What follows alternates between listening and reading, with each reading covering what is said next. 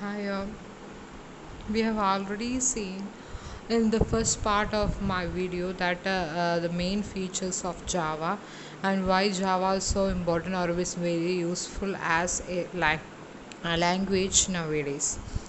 So next we will move on to the different access modifiers that has been used in Java. So like C++, Java also has certain access modifiers or they are also known as access specifiers. So you know what is actually the access specifier is that will provide you, that is depending upon that access specifier you will be able to access the data as well as functions of a class. So other than the C++, Java actually has four access specifiers, that is default access specifier, private, protected as well as public. So in C++ also we have public, private as well as protected. But in Java there is one more access specifier is there, that is the default access specifier. So when nothing has been declared, that is if you have not specified any access specifier for your data as well as functions, then the Java itself will provide an access specifier and that access specifier is the default access specifier. So if it is a default access specifier, then the declarations are visible only within the package. That is, inside your package, if you create an object of the class, by using that object you call the methods as well as the data. So that is actually the default access specifier. So if it is inside a package you will study later. So inside the package or inside your, if you have only one program, so inside that program everywhere you can create an object of the class and by using that object you can access the data as well as the functions. So that is the default access specifier. So the next comes the private access specifier. You already know what is actually private access specifier. So here also, like in C++, Java also has the same meaning. That is, if you have declared something as private, then it will not be accessible outside the class. That is, by using the object of the class, you cannot access the data or functions that has been declared as private. Only inside the class only you will be able to access it. So that is the private access modifier or specifier. The next one is the protected access specifier. It is similar to private access specifier, but the difference is that these, if you have declared something as protected, then that will be available in the classes which has been inheriting the base class, or you can say that things are available in the subclasses also. That is, if you create an object in the subclass, then by using that object you can access the properties of your base class. So that is something called as protected access specifier, but still outside the class you cannot access the things, but that will be inherited to the subclasses. Then the other access specifier or the last one is the public access specifier. You know that if you have declared something as public, then that is available or is possible or visible everywhere. That is, by using the object of the class you will be able to access the data as well as functions anywhere outside the class. So that is the different access modifiers or specifiers that is available in Java. So if you have not specified any access specifier, then the access specifier will be the default access specifier. So next we will move on to something called as this keyword. So this keyword is actually similar to this pointer in C++. So it is a keyword that can be used inside any method to refer to the current object. That is, if you are by using an object you will be calling a function. So this keyword will specify or will point to the current object or which object is being used for calling that corresponding function.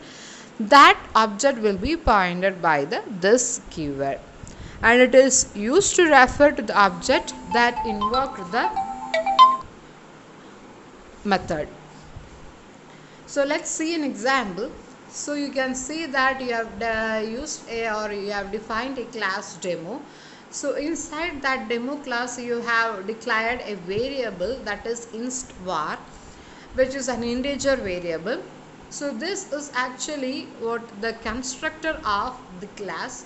So inside that also you can see that you are initializing the value of this with the value that has been passed by using this constructor.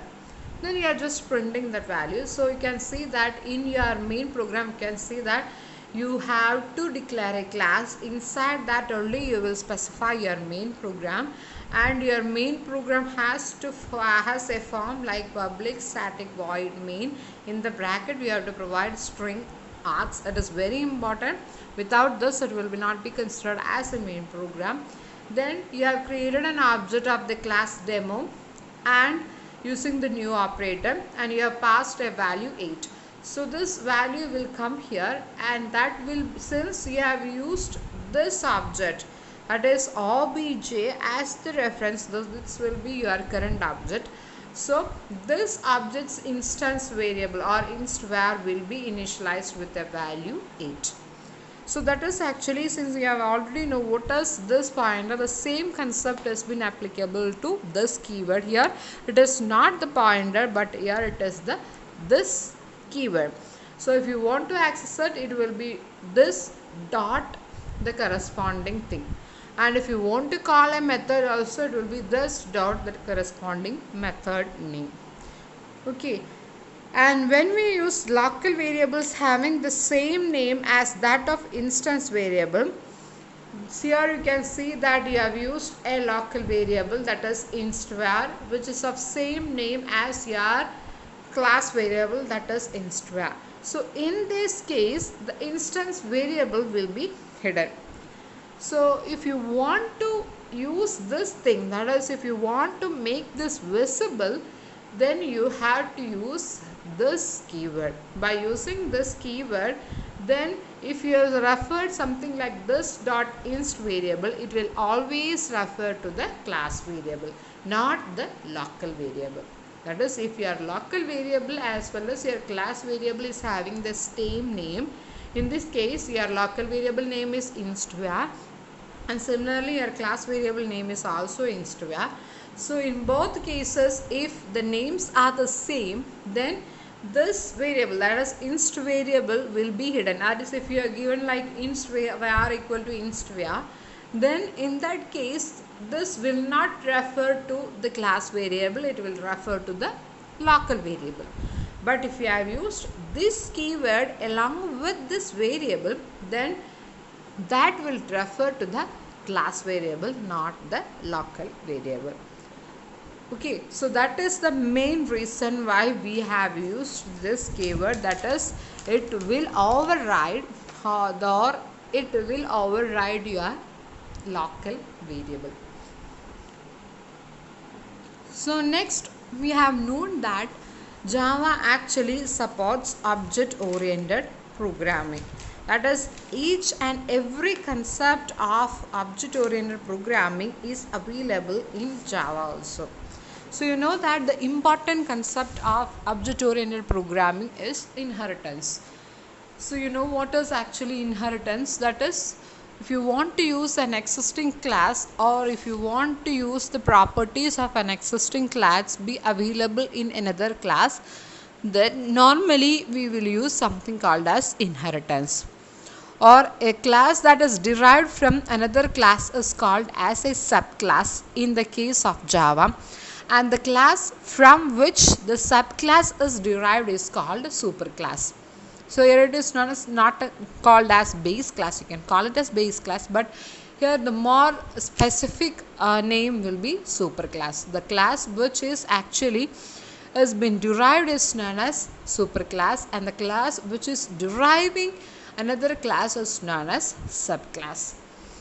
So here you have to, if you want to inherit a class to another class, you have to use the extends keyword.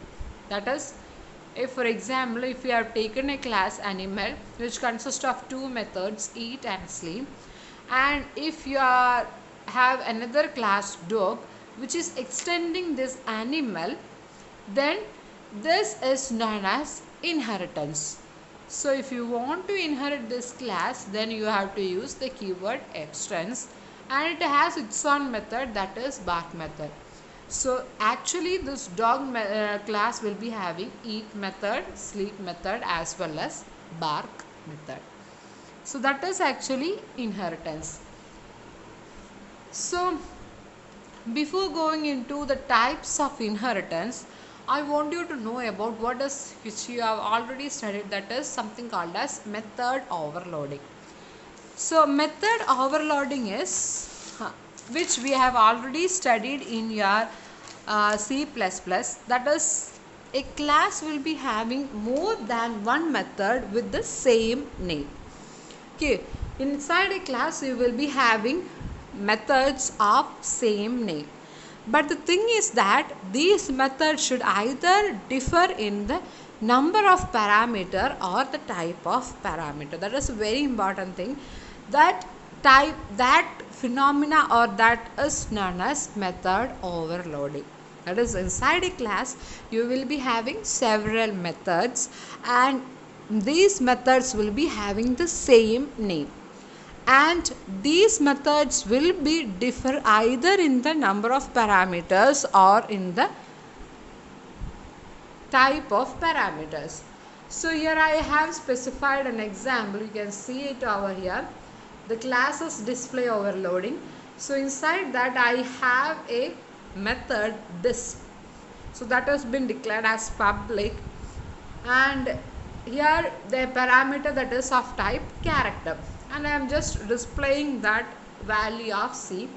Then I have another the same method, that is disp, but inside that you have two parameters. One is a character parameter and another one is an integer parameter. Then I am just printing C as well as that num. So here the method name is the same, but it differ in the number of parameters as well as on the type of parameters. Then in your main program you are just creating an object of this class by using the new operator.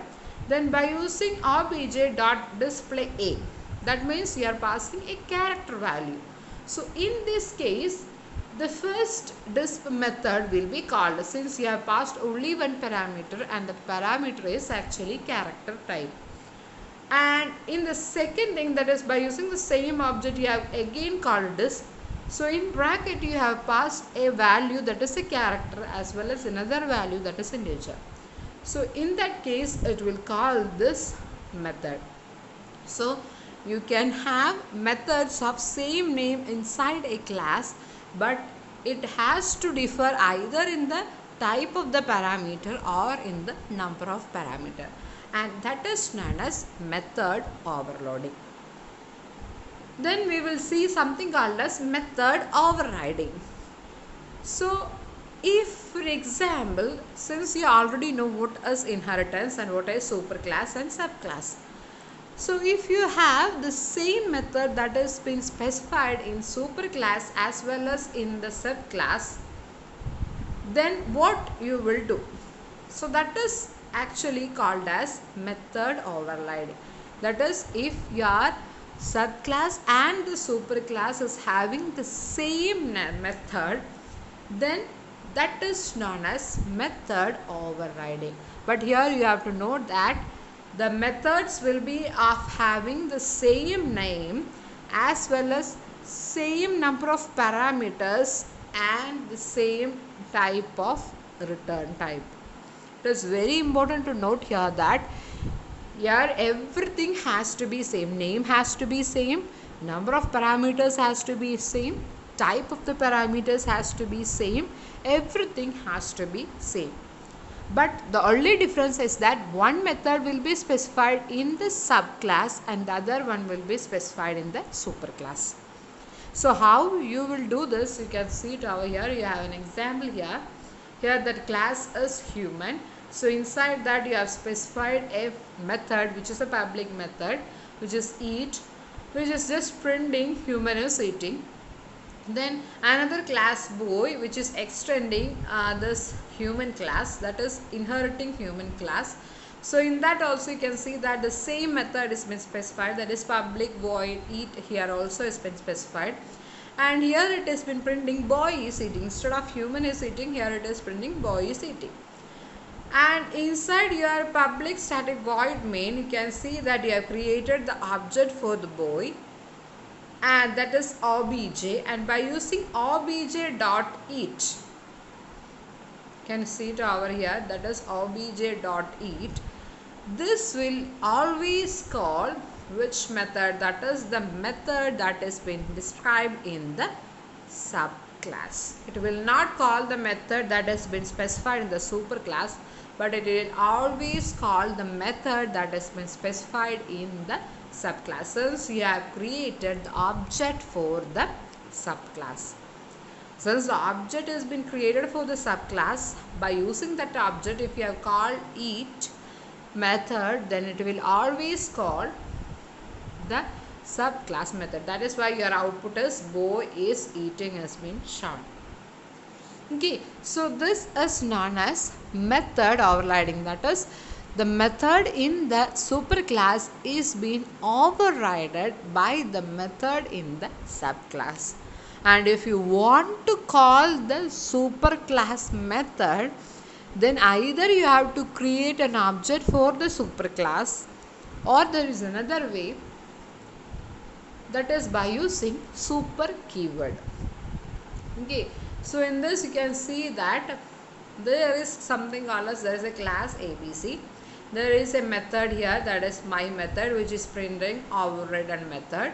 Then class demo is inheriting ABC, here also the same method, that is my method, is been specified. Then here you can see that it have called super dot my method, and then there is a printing statement, that is overriding method. And in your main program, what you have done is you have created the object for the subclass of demo obj. Then by using obj.my method, it will call, normally it will call the subclass method. But inside that subclass method, you have called the superclass method by using super keyword. Okay, so if there is something called a super keyword that has been specified in your method, then by using that keyword, it will always refer to the immediate superclass, that is this superclass in this subclass immediate superclass is ABC. So it will always refer to the just its superclass, that is immediate superclass. Okay, so by using the super keyword, the method that has been overridden by this subclass can be called, that is by using super.my method. But it has to be noted that it has to be inside the method of this subclass. That super dot my method has to be inside the method of this subclass. If it has been specified here, then it doesn't mean that it will call the superclass method. It has to be specified inside the subclass, inside a subclass method. And there are some general forms of super keyword, that is you can use it to call even the superclass constructor, and you can use to access a member of superclass that has been hidden by the member of subclass. Not only you can access the methods, but also you can access the data as well that has been overridden by the data of your subclass, but it cannot be used within static methods. That's an important point. You cannot use the super keyword inside a static method. So that's about mainly the inheritance portion. So the difference between Java and C++ is that since you already know the types of inheritance that has been there in it, that is single inheritance, multi-level inheritance, hierarchical inheritance, multiple inheritance, hybrid inheritance, you know all these things. That is, single inheritance is just one class inheriting another class. Then multi-level inheritance is that will be extending to another class also. Hierarchical inheritance, you know that it will be acting as one class will be acting as a super class, and a lot of other classes will be acting as the subclasses. Then the subclasses will again act as a super class for other classes to inherit. Then multiple inheritance, you know that one class will be inheriting the properties of other two classes. Then hybrid inheritance is a mix of more than one type of inheritance. But here you have to know that Java does not support multiple and hybrid inheritance. Even though these are the types of inheritances available, Java does not support multiple and hybrid inheritance. But you can achieve multiple inheritance in Java through something called as interfaces. So that is possible. So here you have to note that you cannot have multiple inheritance. That is, you cannot say that class A extends A, B, comma C. You cannot provide it like that. You can have only single inheritance or multi-level inheritance as possible, but you cannot have multiple inheritance. That is, a class inheriting the properties of more than one class is not possible. But you can achieve multiple inheritance with the help of interfaces. Okay, so that we will see in the next video. So thank you.